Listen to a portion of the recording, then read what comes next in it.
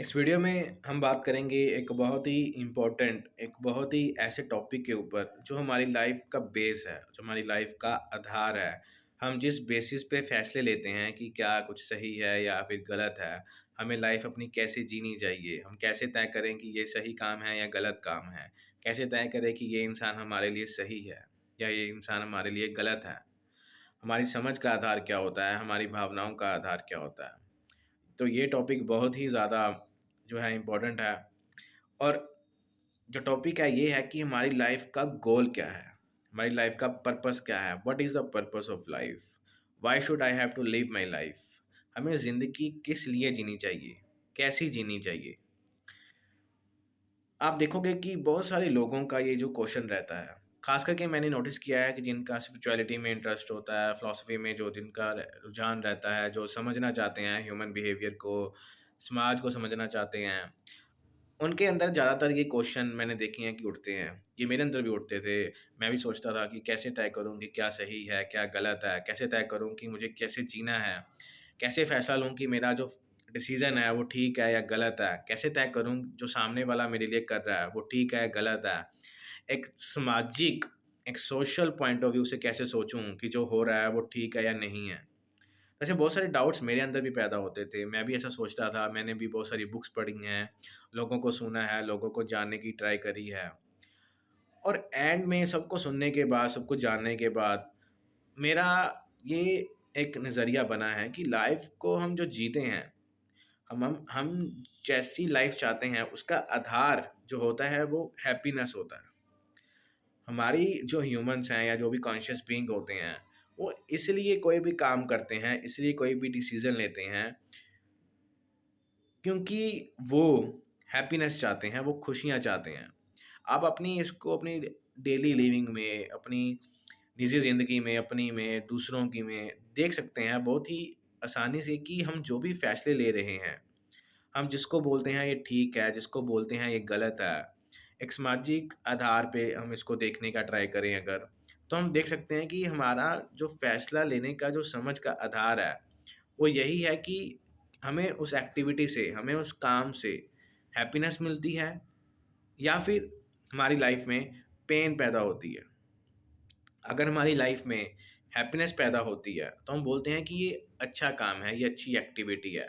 अगर हमारी लाइफ में उसी काम से अगर दुःख पैदा होता है, हमारी लाइफ में अगर सफ़रिंग पैदा होती है, हमारी लाइफ में अगर पेन पैदा होती है, तो हम बोल देते हैं ये बुरा काम है। तो हम देखते हैं कि हमारी लाइफ में जो पैमाना है, जो पैरामीटर है, हम जिस पैरामीटर पर फैसले लेते हैं, वो यही है कि हमारी लाइफ में खुशियाँ अगर उस फैसले से बढ़ती हैं या फिर दुख पैदा होते हैं। अगर वो हमारी लाइफ में खुशियों को बढ़ावा देता है, खुशियाँ पैदा करता है, हम बोल देते हैं कि ये मेरे लिए चीज़ अच्छी है। अगर हमारी लाइफ में उससे दुख पैदा होता है, हम बोल देते हैं कि ये हमारे लिए चीज़ बुरी है। एक सामाजिक एक पॉइंट ऑफ व्यू से भी हम इसको अगर देखें तो हम ऐसे ही सोचते हैं। अगर कोई पॉलिटिशियन, कोई नेता, कोई इंसान किसी समाज के लिए कुछ ऐसा काम करता है जिससे जो सामाजिक लोग हैं, जो हम सब जनरल पब्लिक है, उसकी लाइफ में, उनकी लाइफ में अगर खुशियाँ बढ़ती हैं, पेन कम होती है, तो हम बोलते हैं कि ये अच्छा पॉलिटिशियन है, ये अच्छा नेता है, ये अच्छा इंसान है। किसके लिए? समाज के लिए। क्यों? क्योंकि ये हमारी लाइफ में खुशियों को बढ़ावा दे रहा है। हमारी लाइफ में ऐसी चीज़ें, ऐसे फैसले ले रहा है हमारे बिहाफ़ पे, जो हमारी लाइफ में खुशियाँ पैदा कर रहा है। अगर वही कोई नेता, कोई पॉलिटिशियन, कोई इंसान ऐसे काम करता है, जिससे समाज को, जनरल पब्लिक को नुकसान पहुँचता है, उनकी लाइफ में सफ़रिंग पैदा होती है, दुःख पैदा होता है, तो हम बोल देते हैं कि ये पॉलिटिशियन, ये नेता, ये इंसान समाज के लिए सही नहीं है, ये गलत इंसान है, सामाजिक पॉइंट ऑफ व्यू से। क्यों? क्योंकि ये हमारी लाइफ में सफ़रिंग को पैदा कर रहा है, दुखों को पैदा कर रहा है, पेन को पैदा कर रहा है। तो हम देख सकते हैं कि हम जो भी फैसले ले रहे हैं, हम जो भी डिसीज़न ले रहे हैं, हमारा जो आधार है, वो अवचेतन तल पे बिना सोचे समझे भी या सोच समझ कर भी वो यही रह रहा है कि हमारी लाइफ में उस फैसला लेने से, उस संसाधन से, उस रिलेशनशिप से सुख पैदा हो रहे हैं या फिर दुःख पैदा हो रहे हैं। आप इसको हर एक चीज़ में अप्लाई करके देख सकते हैं, चाहे वो संसाधन हो, चाहे वो काम हो, चाहे वो रिलेशनशिप हो। किसी भी आधार पे आप देख सकते हैं कि हमारा जो आधार है वो सेम रहता है। हमारी जो इच्छाएँ हैं उसका आधार भी हमारी खुशियाँ रहती हैं कि हमें जो चीज़ खुशियाँ देती है, हम उसकी इच्छा करने लगते हैं। हमें अगर कोई इंसान खुशी देता है, तो हम उसके साथ रिश्ता बनाना चाहते हैं, रिलेशनशिप में रहना चाहते हैं। अगर हमें कोई काम खुशी देता है, तो हम उस काम को करना चाहते हैं, हमारे अंदर उस काम को करने की इच्छा पैदा होती है। अगर हमें कोई चीज़ खाने में अच्छी लगती है, तो हमारे अंदर उसको खाने की इच्छा पैदा होती है। हमें अगर कोई कपड़े अच्छे लगते हैं देखने में, पहनने में, तो हमें उस कपड़े को पहनने की इच्छा पैदा होती है। अगर हमें किसी इंसान के साथ रहने में अच्छा लगता है, तो हमारे अंदर उसके साथ फ्रेंडशिप करने की, दोस्ती करने की, मित्रता करने की एक इच्छा पैदा होती है। उसके साथ टाइम स्पेंड करने की एक इच्छा पैदा होती है। इसी तरह से हमें अगर कुछ पढ़ना अच्छा लगता है, हमें कोई पढ़ाई अच्छी लगती है, कुछ कुछ जानना अच्छा लगता है, कुछ सीखना अच्छा लगता है, तो हमारे अंदर उसको सीखने की, उसको जानने की, उसको समझने की एक इच्छा पैदा होती है। तो हमारी इच्छाओं का आधार भी यही है कि हमें कोई चीज़ खुशियाँ दे रही हैं या फिर दुःख दे रही है। अगर कोई इंसान आपको दुःख देता है, अगर कोई इंसान आपको हर्ट करता है, आपके साथ अच्छा बर्ताव नहीं करता है, आपके साथ बुरा बर्ताव करता है, इसका आधार क्या है कि आपको अगर किसी के साथ रहकर अच्छा महसूस नहीं होता, तो आप बोल देते हैं कि मेरे लिए ये ठीक नहीं है, मेरे लिए ये बुरा इंसान है। क्यों? क्योंकि आपको उससे दुःख मिल रहा है, खुशियाँ नहीं मिल रही, तो आपके लिए वो क्या हो जाएगा बुरा, तो आप उससे दूरी बनाना चाहोगे। आपके अंदर एक अलगाव पैदा होगा, आपके अंदर उसके पास जाने की इच्छा पैदा नहीं होगी। कुछ खाने से आपको अच्छा महसूस नहीं होता, तो आपको वो खाने की इच्छा महसूस नहीं होगी। अगर कुछ पहनने से, किसी के साथ रहने से अगर आपको अच्छा महसूस नहीं होता, तो आपके अंदर उसको उसके साथ रहने की, कुछ उस काम को करने की इच्छा पैदा नहीं होगी। बल्कि आपके अंदर तो उससे दूर जाने की इच्छा पैदा होगी कि मुझे इससे दूर करो। तो हम देखते हैं कि हमारी हर एक लाइफ की आयाम में, हमारे लाइफ की हर एक सिचुएशन में हमारा जो फैसले लेने का, समझ लेने का, डिसीज़न लेने का जो आधार है, वो हैप्पीनेस है, दुखों से बचना है। हम जब देखते हैं उसी के हिसाब से हम देखते हैं कि पर्पस ऑफ लाइफ क्या है, एक ज़िंदगी का, एक लाइफ का उद्देश्य क्या है। तो हम जब अपने एक कॉन्शियस बीइंग की, हम सब कॉन्शियस बीइंग हैं, पानी कॉन्शियस नहीं है, दरवाज़ा, चप्पल, कपड़े, बाल, ये सब कुछ कॉन्शियस नहीं है। कॉन्शियस कौन है? हम। जिनके अंदर लाइफ है वो कॉन्शियस हैं। सब में के अंदर जिनके अंदर लाइफ है उनमें कॉन्शियसनेस का लेवल भी अलग-अलग होता है, डिपेंडिंग ऑन द बायोलॉजी। पर हम जो इंसान हैं, हमारे अंदर कॉन्शियसनेस का लेवल बहुत अच्छा है। तो हम इस चीज़ को देख सकते हैं कि हमारी जो मूवमेंट ऑफ लाइफ है, हमारा जो way of living of life है, वो इस हिसाब से है कि हम सब हैप्पीनेस की ओर जाते हैं। हम सब हैप्पीनेस की ओर डायरेक्शन चाहते हैं। हम सब हैप्पीनेस चाहते हैं, खुशियाँ चाहते हैं। ये हमारी लाइफ का जो है बेस है। तो इसी हिसाब से हम देख सकते हैं जो पर्पस ऑफ लाइफ है, जो लाइफ का मोटिव है, जो लाइफ का उद्देश्य है, वो खुश रहना है, वो हैप्पीनेस है। और हम खुश कैसे रहते हैं? जब हमारी इच्छाएँ पूरी होती हैं। जब हम वो काम करते हैं, वो चीज़ें खाते हैं, उन चीज़ों के संपर्क में रहते हैं, उन चीज़ों के कॉन्टैक्ट में रहते हैं जो हमें हैप्पीनेस देती हैं।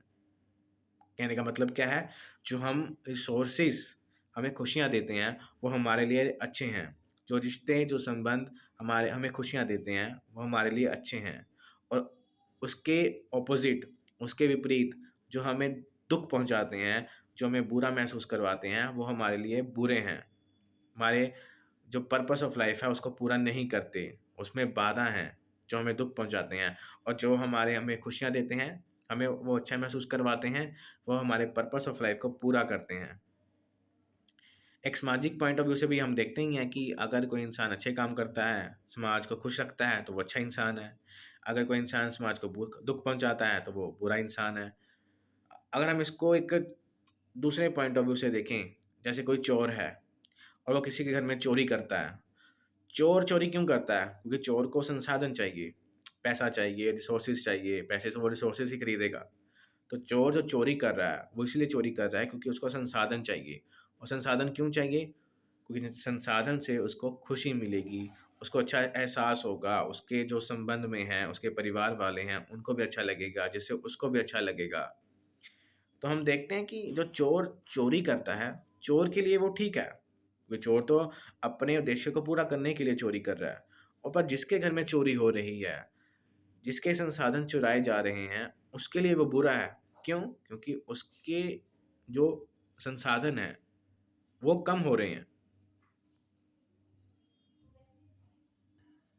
तो इस हिसाब से हम देख सकते हैं कि चीज़ों को सही और गलत बोलने का जो हमारा नज़रिया है, वो इस हिसाब से है कि वो काम आपको खुशी दे रहा है या आपको दुःख दे रहा है। अभी दिक्कत कहाँ पे आती है? दिक्कत एक सामाजिक पॉइंट ऑफ व्यू से वहाँ पे आती है, जैसे मैंने आपको एक चोर की एग्ज़ाम्पल से समझाया।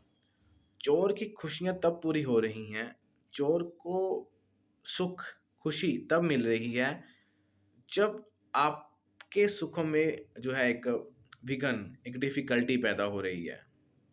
एक सिस्टम ऐसा नहीं है, एक व्यवस्था ऐसी नहीं है, जिससे जो चोर है, उसको बिना चोरी किए वो संसाधन मिल जाएँ। अगर मान लेते हैं, एक सेब है, उसको खाने वाले 2 हैं, राइट? और सिर्फ़ एक इंसान को ही सेब मिल रहा है, दूसरे को नहीं मिल रहा, तो दूसरे इंसान के लिए वो क्या है? एक बुरी चीज़ है। क्यों? क्योंकि उसको खुशी नहीं मिल रही है। तो वह क्या करेगा? लड़ाई-झगड़ा करेगा, मार-पीट करेगा, चोरी करेगा। वो सब क्यों कर रहा है? वो सब इसलिए कर रहा है क्योंकि उसको संसाधन चाहिए, और संसाधन क्यों चाहिए? क्योंकि उससे उसको खुशी मिलेगी। तो अल्टीमेटली हर एक चीज़ ले देकर आती है खुशियों पे, संसाधनों पे। कोई संसाधन से ही खुशी मिलेगी, रिश्तों से ही खुशी मिलेगी, राइट? तो इस हिसाब से हम देख सकते हैं कि हमारी जो सारी समझ है, हमारे जो सारे फ़ैसले हैं, हमारी लाइफ़ जीने का जो एक तरीका है, वो सब इसी पे आधारित है कि हमारी लाइफ़ में हैप्पीनेस बढ़ती है या दुःख बढ़ते हैं। अगर खुशियाँ बढ़ती हैं तो अच्छी चीज़ है, अगर दुःख बढ़ते हैं तो वो बुरी चीज़ है। फिर एक बात और आती है, जैसे कि बाकी के हम देखते हैं कि जो हमें हमें रिलीजियस गुरुज़ बोलते हैं, जो स्पिरिचुअल गुरुज़ बोलते हैं कि हमारी लाइफ का जो पर्पस है वो चेतना को बढ़ावा देना है, बुद्धि को बढ़ावा देना है, समझदार बनना है, ज्ञानी बनना है। हमें जो है पूजा करनी है, हमें जो है साधनाएँ करनी है, मेडिटेशन करनी है, समाधि लगानी है, मोक्ष प्राप्त करना है। ज़िंदगी के जो मृत्यु का चक्कर है, लाइफ सर्कल है, उससे दूर होना है। हमें जो है ये सब जो भी धारणाएँ बनाई गई हैं ज़िंदगी के उद्देश्य को लेके, लाइफ के पर्पस को लेके, वो सारी धारणाएँ फिर धरी की धरी रह जाती हैं। क्योंकि ये हमारी लाइफ से फिर मेल नहीं खाती, ये सिर्फ़ थ्योरेटिकल रह जाती हैं। जब कोई इंसान बोलता है, आपकी लाइफ का जो पर्पस है, लाइफ सर्कल, जन्म-मरण के चक्कर से मुक्त होना है, और इसके लिए आपको साधनाएँ करनी पड़ेगी, आपको पूजा अर्चना करनी पड़ेगी, आपको दान देना पड़ेगा, आपको सेवा करनी पड़ेगी। ये सब जो फ़ैसले होते हैं, वो सब गलत हो जाते हैं। क्यों? क्योंकि ये आपकी लाइफ़ के अकॉर्डिंग नहीं है। आपकी लाइफ़ के अकॉर्डिंग कौन से फ़ैसले हैं? पर्पस को कौन उद्देश्य को कौन से फ़ैसले पूरा करेंगे? जो आपको खुशी देंगे, जो आपको सुकून देंगे। इसमें आपके रिश्ते भी आते हैं, आपके अपने आते हैं, समाज आता है, संसाधन आते हैं, जो भी चीज़ आपको खुशी देती है, वो सब चीज़ें इसमें आती हैं। और जो चीज़ आपको खुशी दे रही है, वो आपके लिए सही है, राइट? हाँ, इसमें फिर सामाजिक दृष्टिकोण आएगा, एक सोशल पॉइंट ऑफ व्यू आएगा कि जो चोर चोरी करता है, उसके लिए तो ठीक है, पर एक समाज के नज़रिए से वो गलत है। इसलिए हमें ऐसा सिस्टम बनाना चाहिए, एक सामाजिक व्यवस्था बनानी चाहिए, जब हर एक इंसान अपने सुखों की ओर बढ़ता रहे, बहुत आसानी से, और उसे दूसरों दूसरों को दुःख पहुँचाने की नौबत ही ना आए। चोर को चोरी करनी पड़ेगी, क्योंकि अगर चोर चोरी नहीं करेगा तो वो दुःखों में जिएगा, दुःखों में मरेगा। उसके घर वाले, उसके परिवार वाले, वो खुद भी दुःखों में जिएगा। तो चोर के लिए चोरी करना एक मजबूरी है। ऐसा व्यवस्था होनी चाहिए, ऐसा सिस्टम होना चाहिए, जो चोर को बिना चोरी करे, एक इंसान को चोरी करने पे मजबूर ना करे। उसको वैसे ही पहले संसाधन ऑफ़र किए जाएँ, दिए जाएँ, जिससे उसको, उसके परिवार वालों को, उसके अपनों को, उसकी लाइफ़ को और खुशहाल बनाएँ, बिना किसी को दुःख पहुँचाए। मुझे उम्मीद है आपको ये वीडियो अच्छी लगी होगी और आपके बहुत सारे डाउट्स भी खत्म हुए होंगे। और आपको लगता है कि कुछ मैंने गलत बोला तो आप कमेंट सेक्शन में ज़रूर बताइएगा। Thank you.